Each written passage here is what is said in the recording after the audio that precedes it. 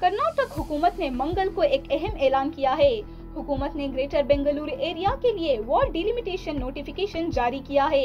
इस नोटिफिकेशन के मुताबिक कुल 368 वार्ड्स को 5 नए कायम किए गए म्युनिसिपल कॉर्पोरेशंस के तहत शामिल करने की तजवीज दी गई है।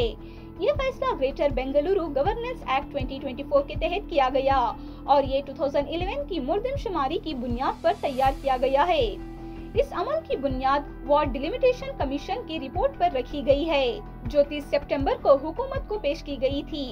मसूदा नोटिफिकेशन के मुताबिक वार्ड्स की तकसीम इस तरह होगी: Bengaluru central 63 wards, Bengaluru south 72 wards, Bengaluru east 50 wards, Bengaluru west 111 wards, Bengaluru north 72 wards शामिल किए जाएंगे। ये वार्ड डिलिमिटेशन कंडीशन जिसकी सदारत एम महेश्वर राव ने की, जो ग्रेटर बेंगलुरु एरिया के चीफ कमिश्नर हैं।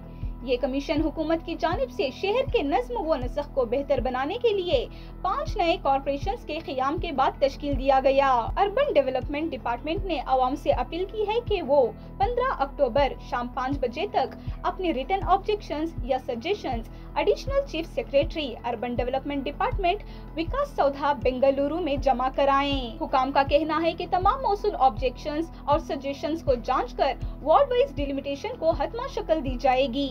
माहिरीन के मुताबिक ये डिलिमिटेशन बेंगलुरु के शहरी निज़ाम में एक बड़ा कदम है, क्योंकि शहर एक वाहिद BBMP से 5 अलहदा म्युनिसिपल कॉर्पोरेशंस में मुंतकिल हो रहा है।